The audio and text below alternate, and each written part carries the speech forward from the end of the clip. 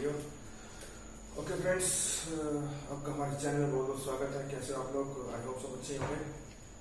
देखो friends, situation जो control में तो नहीं है, ठीक है। मतलब मैंने जैसे देखा था कि फिलहाल जो न्यूज हम देखते हैं, लेकिन फिर भी एग्जाम तो देखो आप लोगों के जो कंडक्ट एनटीए ने जो फिलहाल मैंने देखा था न्यूज पर पढ़ रहा था मैं, तो जो एग्जाम नीट के हैं, आईआईटी जेईई मेंस के हैं, वो एग्जाम जो है शेड्यूल्ड आई थिंक पोस्टपोन नहीं होंगे। तो लेकिन आप लोगों की जो तैयारी है ना फ्रेंड्स, वो प्रॉपर रखना। और उसको आपके बहुत बहुत शुभकामनाएं आपके एग्जाम्स के लिए, एनडीए एग्जाम के 6 को। इसीलिए जो टॉपिक मैं लेकर आया हूँ ना, ये आपके लिए मैथ्स का टॉपिक है, ठीक है। अब के एग्जाम आईआईटी के हैं, जो मैथ्स में जो आएगा, और जो आपके एनडीए के जो एग्जाम है उसमें ये टॉपिक जो मैंने लेकर आया, sequence and series, it's very very helpful. And आप देखोगे इसमें कुछ ना कुछ डेफिनेट आपको क्वेश्चंस वहां पर मिलेंगे, ठीक है। अब देखो जो मैंने टॉपिक आज लिया है ना, ये एक आज मैंने फर्स्ट जो स्टार्ट किया है वो इंट्रोडक्शन लिया 9.1 एक्सरसाइज एनसीईआरटी, ठीक है। इसमें सबसे पहली चीज देखो, ये सीबीएसई और कोई भी स्टेट बोर्ड है, ये सबके लिए आपके हेल्पफुल होने वाली है। लेकिन अब सबसे पहले मैं आपको स्टार्ट करता हूं टॉपिक से, what is a sequence. Sequence मेरा होता क्या है? Sequence it is a function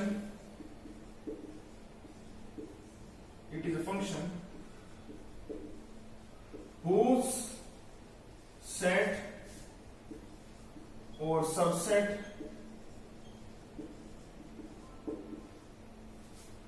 is a natural number whose domain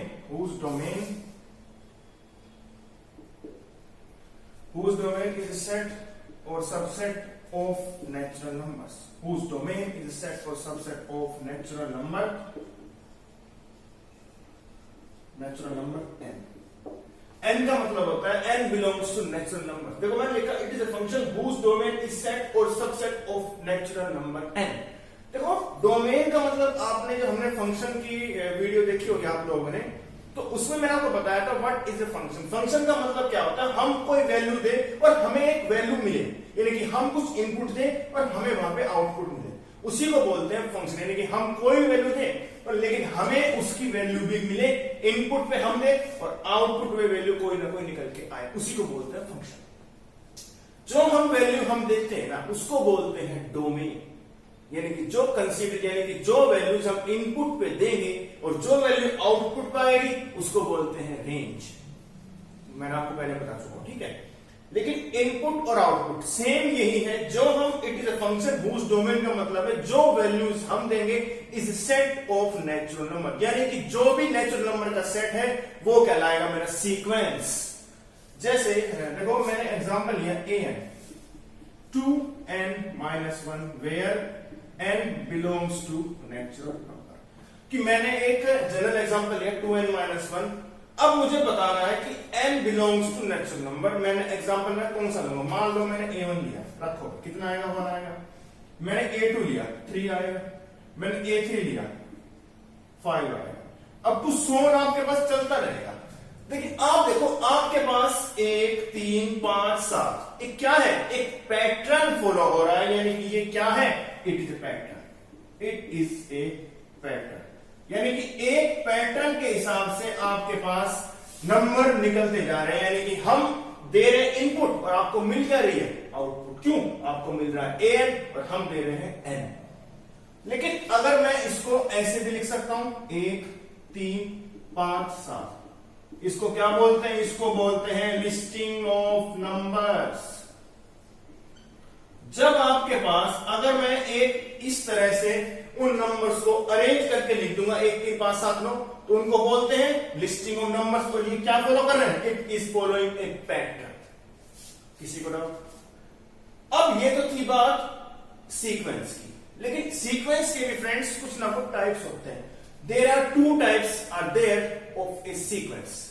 कौन कौन से वो टाइप्स हैं? देखो मेरे पास, चलो इसी को मैं फॉलो करता हूं आगे, ठीक है।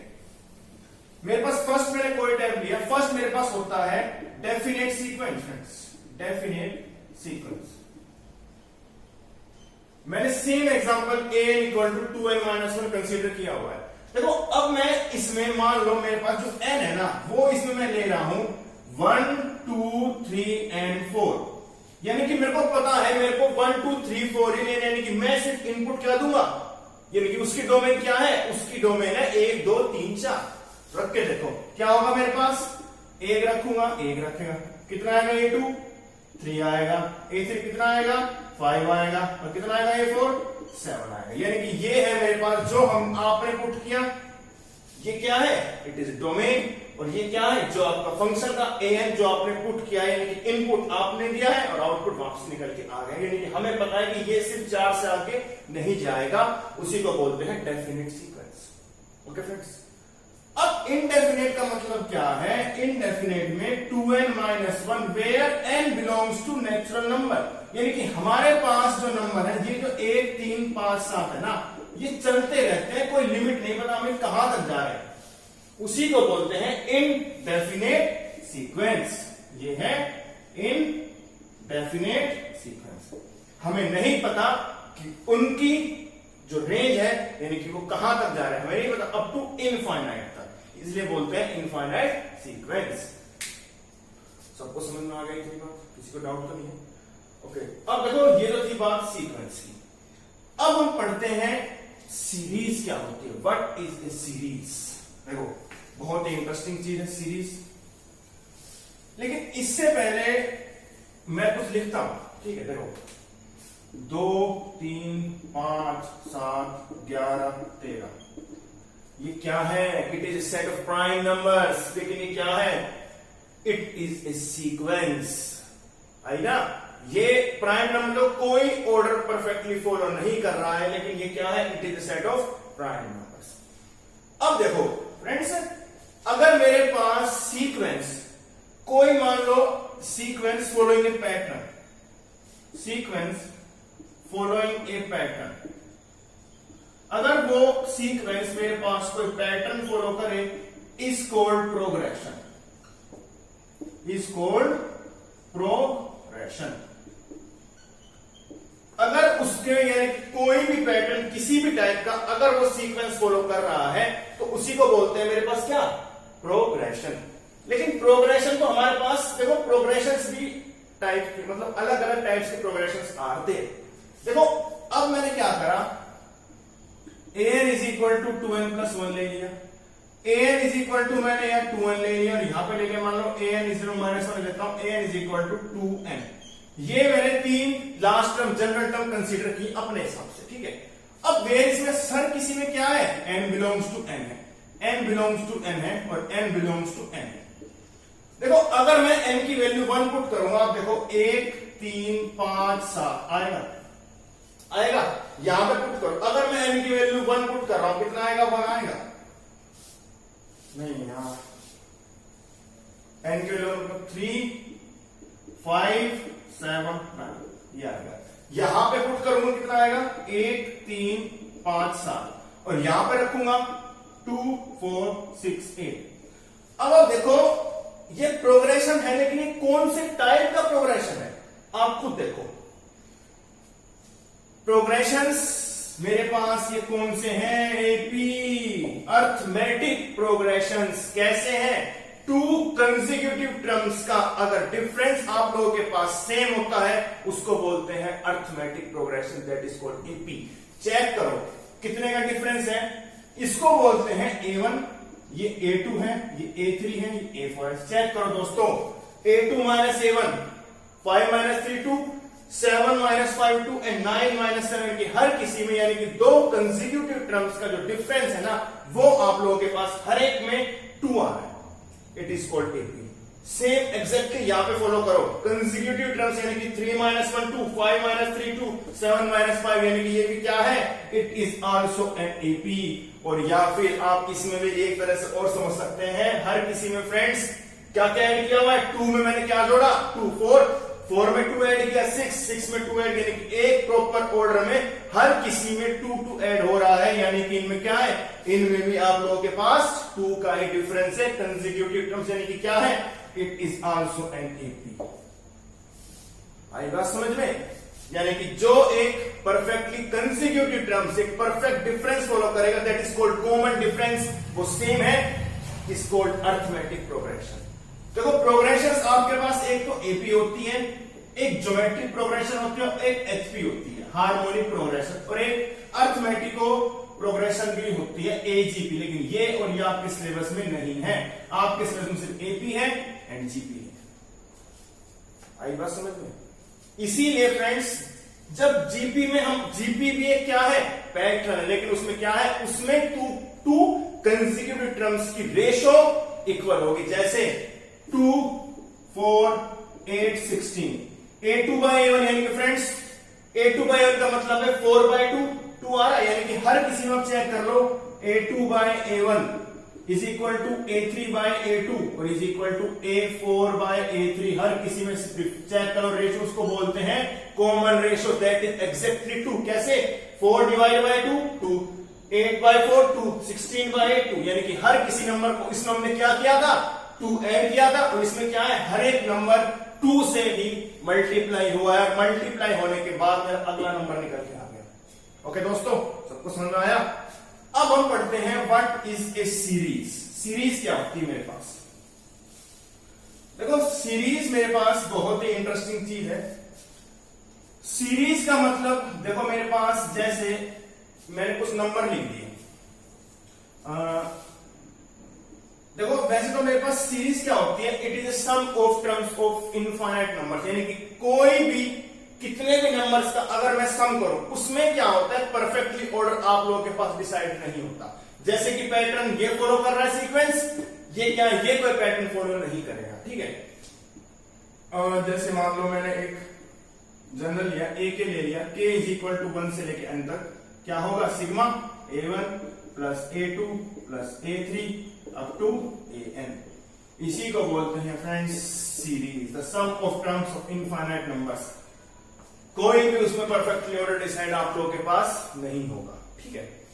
जैसे देखो इसमें सीरीज जरूर नहीं है, मेरे पास एक पावर भी हो सकती है। मान लो अगर मैं ऐसे करूं 1 2 3 4 अप टू मान लो मैंने कर दिया 20 तक, यानी कि ये जो नंबर है फ्रेंड्स ये भी क्या है, ये भी एक सीरीज, यानी कि 1 से लेके 20 तक का, अगर 1 से लेके 20 तक का क्या है, सबका स्क्वायर, सबका क्या है, और सम हो रहा है, यानी कि क्या है, सम ऑफ टर्म्स ऑफ बी, यानी कि इसमें क्या है, कोई लिमिट नहीं है आपके पास 20, मैं इसको आगे भी इंक्रीज कर सकता हूं, मैं इसको n तक भी लेके जा सकता हूं, उसमें मेरी कोई लिमिट नहीं है।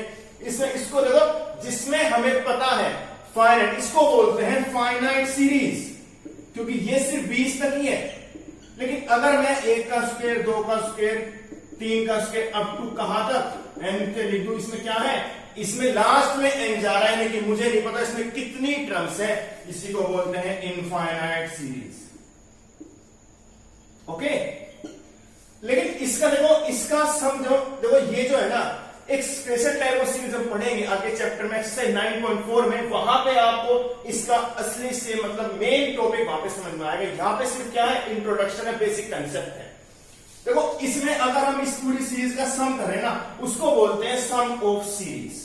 अब देखो आप कहेंगे सर इसका सम कैसे निकालेंगे, 20 तक का अगर हम स्क्वायर हर किसी का करके जोड़ने लगे तो हमें तो बहुत टाइम लग जाएगा। नहीं, इसका होता है एक formula, n into n plus 1 2n plus 1 by 6, ये होता है अप टू 1 से लेके n तक का सबका स्क्वायर हुआ है, और सबको ऐड करेंगे, वहां पे हम डीपली पढ़ेंगे। लेकिन फिलहाल हमें क्या करना है, सिर्फ 20 टर्म का सम निकालना है, तो आप क्या करें, इसमें सिर्फ 20 पुट कर दें, in place of n you can find the sum of up to 20, sum of series.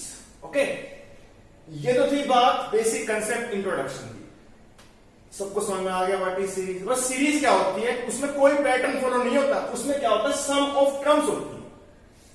Okay, लेकिन एक सीरीज मेरे पास और है, बहुत ही इंटरेस्टिंग है, उसको बोलते हैं रिकरिंग रिलेशन।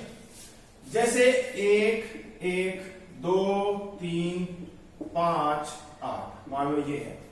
देखो इसमें क्या है, ये क्या है, ये कोई पैटर्न फॉलो नहीं कर रहा, ये है सीरीज। आई बात समझ में? अब देखो इसको हम सम में कैसे बनाएंगे, देखो मैं इसको बोलते हैं रिकरिंग रिलेशन। रिकरिंग रिलेशन, देखो आप चेक करो, इसमें जो हर एक जो टर्म है वो पहली दो का सम है। देखो एक और एक आ रहा है 2, 2 और 1 3, 2 और 3 5 और 5 और 3 8, यानी कि हर एक जो टर्म है वो उससे पहले वाले दो टर्म का सम है। इसका मतलब क्या है, जो a1 है वो 1 है, जो a2 है वो भी क्या है 1 है। अब अगर मैं जनरल बना दूं an इज इक्वल टू पहले वाली टर्म कौन सी होगी an minus 1 an minus 2, where n की वैल्यू किससे बड़ी होनी चाहिए 2 से। इसी को बोलते हैं फिबोनाची सीक्वेंस, फिबोनाची सीक्वेंस। आई बात समझ में, ये है आपके पास, आपको वैसे तो आप एक्सरसाइज आपको मिल जाएगा, लास्ट क्वेश्चन आप एक्सरसाइज 9.1 में, फिर भी आपको इसके बारे में पता होना चाहिए। बट इज दैट सीक्वेंस, ये क्या होगा, जो भी टर्म है उससे पहले वाले दो टर्म का सम क्या है। ये था आपके पास friends introduction about sequence and series. अगर आपको हमारी वीडियो पसंद है प्लीज को लाइक करें, शेयर करें, सब्सक्राइब करें। और आप मुझे फ्रेंड्स इंस्टाग्राम पे फॉलो कर सकते हैं, मेरी आईडी है Chiag_Shoran1991। अगर आपको किसी को कोई भी डाउट चाहिए, कोई कमेंट करना, आप कमेंट बॉक्स में कमेंट करें डाउट कुछ इंस्टाग्राम पे या फिर इस पे कमेंट बॉक्स में, नो प्रॉब्लम, किसी टाइम अपने डाउट पूछ सकते हैं। लेकिन फ्रेंड्स स्टडी रेगुलर रखें, कोई भी डाउट आता है आप उससे शेयर करें। और फ्रेंड्स जो आपने सपोर्ट में, thank you so much. Support इस तरह बनाए रखें। और आपको मैं सोचता हूं कि रोज आपके लिए कम से कम एटलीस्ट वीडियो लाते हैं, इससे आपको बेनिफिशियल हो और आपको कोई भी आपके डाउट है वो क्लियर हो जाए। ठीक है, सिर्फ आपकी हेल्प नहीं चाहिए, आपकी वीडियो से हेल्प हो और आपके जो कंसेप्ट है वो क्लियर हो। और फ्रेंड्स सपोर्ट इस तरह बनाए रखें। Thank you so much friends for support.